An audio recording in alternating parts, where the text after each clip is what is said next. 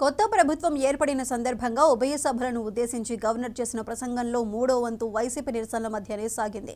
రాష్ట్ర విభజన వలన కలిగిన నష్టం మొదలుకొని ఆ నష్ట నివారణకు గత తెలుగుదేశం ప్రభుత్వం చేసిన కృషిని గవర్నర్ తన ప్రసంగంలో ప్రస్తావించారు. వైసీపీ పేరు ప్రస్తావించకపోయినా 2019లో వచ్చిన ప్రభుత్వం వలన రాష్ట్రానికి చాలా నష్టం జరిగిందని, అది విభజన నష్టం కంటే ఎక్కువని కూడా గవర్నర్ అన్నారు. విభజన సమస్యల పరిష్కారానికి ప్రస్తుత ప్రభుత్వం తీసుకుంటున్న చర్యలను గవర్నర్ మెచ్చుకున్నారు.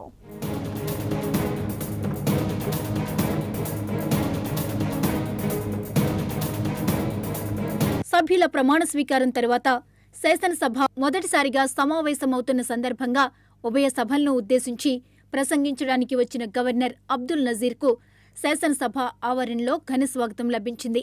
గౌరవ వందనం స్వీకరించిన తర్వాత శాసనసభ ప్రధాన ద్వారం దగ్గర ముఖ్యమంత్రి చంద్రబాబు నాయుడు, శాసనమండలి చైర్మన్ మోషేన్ రాజు, శాసనసభ స్పీకర్ అయ్యన్న పాత్రుడు సాదరంగా ఆహ్వానించారు. కొత్తగా ఏర్పడిన సభలోని సభ్యులకు స్వాగతం పలుకుతూ గవర్నర్ ఉభయ సభల సభ్యులనుద్దేశించి ప్రసంగం మొదలుపెట్టగానే వైసీపీ నినాదాలు కూడా మొదలయ్యాయి. హత్యా రాజకీయాలు ఆగాలని, ప్రజాస్వామ్యాన్ని కాపాడాలని నినాదాలు చేస్తుండగానే గవర్నర్ ప్రసంగం సాగింది. Honorable Chairman, Andhra Pradesh State Legislative Council, Honorable Speaker, Andhra Pradesh State Legislative Assembly, Honorable Members of the State Legislature,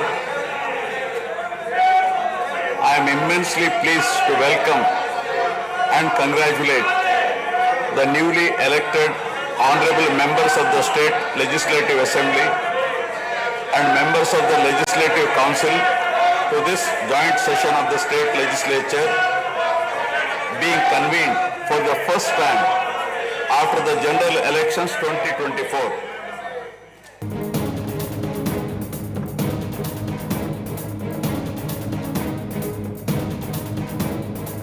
రాష్ట్ర విభజన వలన విభజిత ఆంధ్రప్రదేశ్కు ఎంతో నష్టం జరిగిందని, ఆ నష్టాన్ని భర్తీ చేసుకోవడానికి 2014, 2019 మధ్య ఉన్న ప్రభుత్వం ఎంతో కృషి చేసిందంటూ అప్పటి తెలుగుదేశం ప్రభుత్వాన్ని గవర్నర్ ప్రసంగం అభినందనలో ముంచెత్తింది.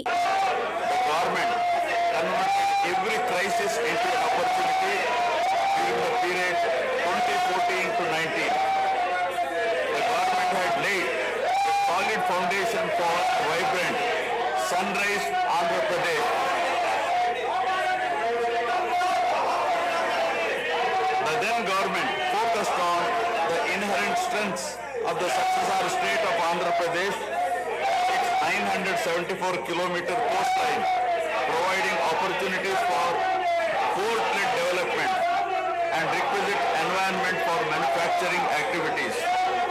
The fertile river plains supporting agriculture and allied activities, the passing of 3 industrial corridors through the state, the rich natural and human resources.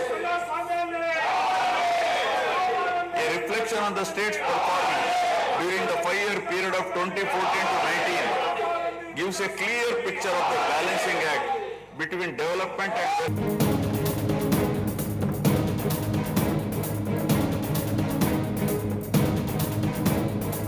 అయితే 2019లో అధికార మార్పు వలన అభివృద్ధికి బ్రేకులు పడ్డాయని గవర్నర్ తన ప్రసంగంలో చెప్పుకొచ్చారు. రాష్ట్ర విభజన వలన జరిగిన నష్టం కంటే ఎక్కువ నష్టం గత ప్రభుత్వ హయాంలో జరిగిందంటూ పరోక్షంగా వైసీపీ పాలనను దుయ్యబట్టారు.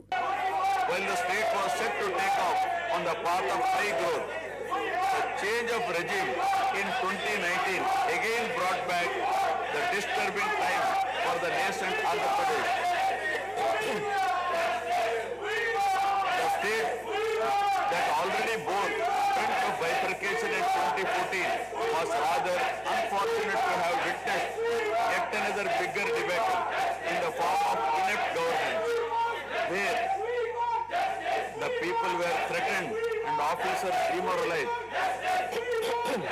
In fact, the damage and losses during the period 2019 to 24 have been more severe compared to the state reorganization in June 2014.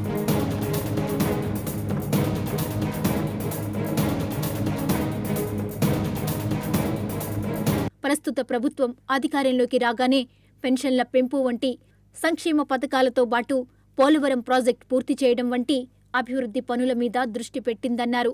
విభజన సమస్యల పరిష్కారానికి తీసుకుంటున్న చొరవను కూడా గవర్నర్ అభినందించారు. With several issues relating to state bifurcation remaining unresolved, my government has taken initiative and visited New Delhi to meet the concerned in Union government, including Honorable Prime Minister and also Telangana government, with an intent to quickly find amicable solutions.